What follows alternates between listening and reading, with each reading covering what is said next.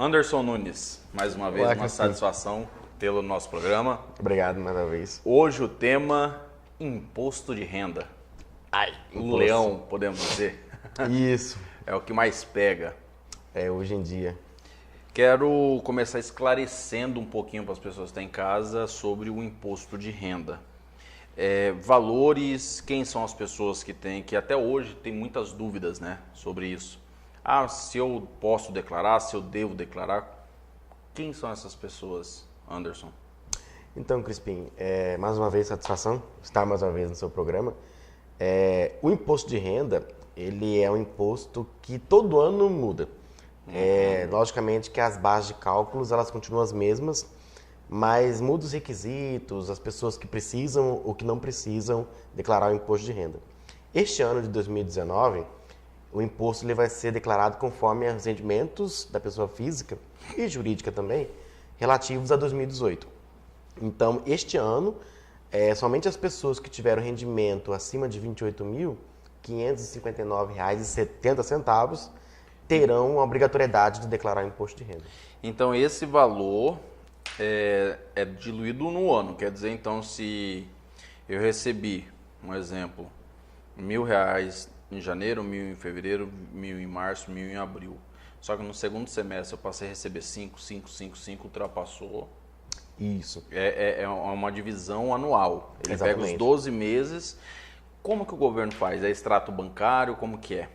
Então, Crispim, na verdade, a declaração do imposto de renda, o governo ele sabe mais ou menos a quantia que você recebe, só que ele precisa que você declare. Extrato do banco. Extratos bancários, por alguns servidores que recebem servidores, contas, ele já tem, podemos dizer... Retido na fonte. Retido na fonte. Mas, vamos supor, no meu caso, sou empresário. Sim. Certo? Aí, no caso, é via conta. Isso, via conta. E aí, os empresários que querem também já ter uma lisura no processo da declaração, ele paga o que chamamos de carnê-leão. Ou seja, é um carnê que você tira no site da Previdência Social, da Receita Federal, e vai pagando mensalmente conforme a sua renda daquele mês. Para que você não tenha que no final do ano, depois de fazer a declaração do imposto de renda, fazer aquele montante de imposto a pagar, que inclusive pode até gerar multa e juros em caso de atraso. Sim. Então, hoje, nos dias atuais, até 28 mil, e esses quebradinhos que nós falamos... 28.600, vamos arredondar. Vamos arredondar. A pessoa ela é isenta.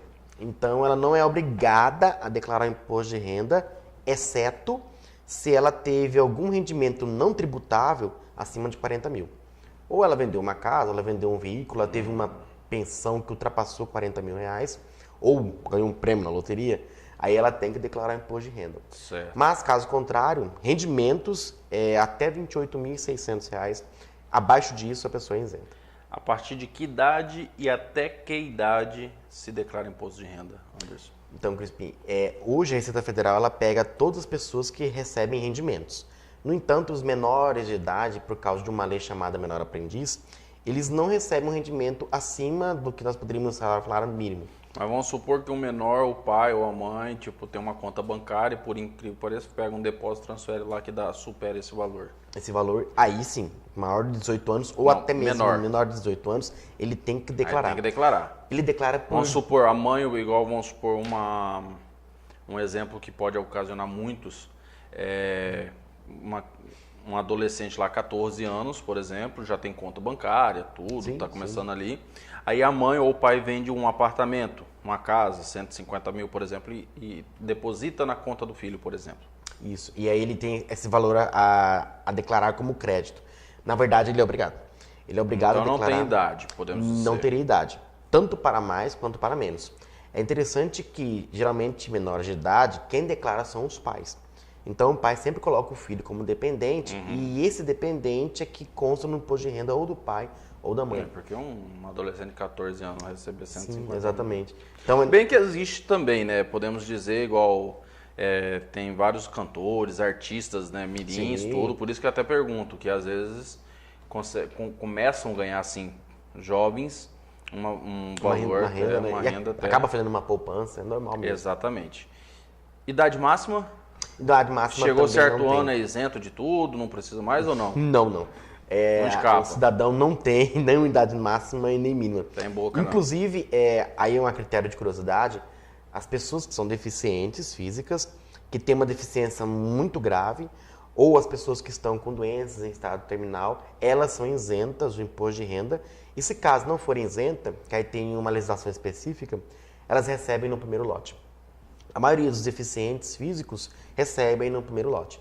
Então ele pode deixar para declarar no último dia do imposto de renda, mas se caso ele for deficiente físico, ele acaba recebendo no primeiro lote. E algumas doenças, né? Principalmente quem tem doença em estado terminal, às vezes ela pode entrar na justiça. Hoje, na Receita Federal, no site ou indo direto pessoalmente, consegue ter acesso a esses tópicos. A essas informações. Doenças, a essas informações mais especificamente. Perfeitamente. Assim, temos uma curiosidade também muito interessante a nível de imposto de renda, é que o cidadão que ele é isento do imposto de renda, ele pode ter tido ao longo do ano uma retenção. Então, por exemplo, aquele cidadão que ao longo do ano os rendimentos dele deu 20 mil. Só que num mês específico, ele recebeu férias, 13º, hora extra e mais uns aditivos e pá! Deu 15 mil. Passou o teto naquele mês. Naquele mês foi retido o valor dele. 300, 400 reais de imposto de renda. Se ele fizer a declaração mesmo sendo isento, ele vai ter esse valor restituído novamente. Então é interessante para quem teve, e nem que seja um mês ou 2 meses, imposto retido na fonte e que não tem a obrigatoriedade de fazer a declaração, ou seja, quem ganhou abaixo de R$28.600, faça a declaração, porque aí ele vai conseguir de volta aquela restituição daquele imposto que foi retido na fonte. Se eu não declarar imposto de renda, o que pode acontecer? Então, Crispim, é complicado, porque o imposto de renda, na verdade, o que acontece com a Receita Federal, e para a gente sermos bem sinceros, a Receita Federal, ela não fiscaliza a vida do cidadão como um todo, porque a ideia do governo é o seguinte: quanto que eu gasto para arrecadar e quanto que eu gasto para fiscalizar? Então, ou seja, se o governo ele vai gastar um montante gigantesco para fiscalizar você, e esse montante que ele vai gastar não se equipara ao que ele vai arrecadar, de certa forma a Receita não compensaria. Então, infelizmente, muitas das vezes as pessoas deixam de declarar porque sabe que há falhas na Receita Federal no sentido de fiscalizar. No entanto, hoje em dia tudo é integrado via sistemas. CPF, CNPJ, notas fiscais de várias empresas. Então é interessante que o cidadão declare. Por quê? Para que não tenha o seu CPF negativado. O governo hoje ele utiliza de vários instrumentos para negativar o CPF. Pode ser através de um protesto em cartório, pode ser através de um bloqueio para que você não consiga tirar seu passaporte, não consegue assumir concursos públicos, não consegue exercer muitas das suas funções de cidadão. Inclusive, em algumas instituições financeiras você não consegue pegar empréstimos também. Isso afeta o empresariado. Então podemos dizer que haverá um bloqueio praticamente geral. Do seu CPF. O passaporte, o CPF em si, ele passa a ser nulo. Sim, ele passa a ser bloqueado, né? E nesse caso, o governo não consegue, de certa forma, o cidadão, na verdade, não consegue, de certa forma, exercer algumas atividades. Pagar empréstimo, assumir concurso, passaporte, viajar para fora do país, né? No caso do passaporte. E o mais interessante é que seu nome ele é negativado. E você não fazendo a declaração, você tem que fazer a posteriori com multa e juros. E essa multa e juros correm juros de mora, que é aquele juros diário. Então, é melhor que o cidadão faça uma declaração. Mais uma vez, eu vou voltar numa pergunta que eu fiz lá atrás. Sim. Eu sou meio que bagunçado com as minhas finanças, Anderson. Tipo, eu não vou puxar o extrato do ano inteirinho de 2018 para saber se eu ultrapassei 29 mil. Se eu der meu CPF para um contador ou para um profissional, ele consegue ver se eu tenho que fazer a declaração ou não? Tem alguma forma só através do meu CPF? Ou eu tenho que ter esse cuidado? Como que funciona? Muito boa pergunta, Crispim, que vai servir para todos os nossos telespectadores. Porque eu falei, eu vou voltar lá, porque tem muitas pessoas que... fica postergando, sim, né? Claro. Vou fazer tal, mas vou ter que puxar mês por mês, extrato bancário, quanto que caiu, tal, fazer conta. Tem uma forma, um contador, alguma forma específica, mais prático? Mais prático. Hoje em dia, os contadores, é chamado Natal do contador, né? É a questão da declaração do imposto de renda. Os contadores hoje conseguem, através de alguns instrumentos, tirar o que nós chamamos de cédula C. A maioria das empresas privadas e dos órgãos públicos em geral já tem a cédula C, que ali existe um resumo dos seus rendimentos durante o ano anterior, que é o exercício deste ano. Então, na cédula C, você consegue todas as informações necessárias ali, como o imposto retido, as férias recebidas, o 13º recebido, o imposto sobre as férias e sobre o 13º e o seu rendimento anual. No entanto, se caso a pessoa, né, que está nos assistindo não sabe onde tirar a cédula C, ela pode dizer ao contador, né, onde ela trabalha, se ela recebe pelo Estado ou se ela recebe por uma entidade privada, e o contador consegue tirar a cédula C, se caso tiver uma autorização da pessoa física. Entendi. Ok, eu não trabalho para o Estado, eu não trabalho para uma empresa, mas recebo por um banco. Alguns bancos já têm esse serviço. Ele sabe o seu rendimento e tira para você a cédula C. Por exemplo, sou autônomo, trabalho por conta. O contador também consegue puxar essa cédula C? Aí é uma boa pergunta. Ele não vai conseguir. Porque o autônomo, como o rendimento dele, o nome próprio já diz, é autônomo, ele tem livre rendimento, este mês ele recebe um valor X, mês que vem um X mais um. Então, é interessante que o autônomo declare para o contador aquilo que ele recebe. Para o autônomo, para o profissional liberal, ele tem que ter esse controle. Porque se ele não tiver esse controle, ele pode declarar a mais ou a menos aquilo que ele rendeu. Ou nem declarar. Ou, infelizmente, não declarar. E o mais complicado ainda, que pode ser uma perda para o cidadão, é não ter as despesas.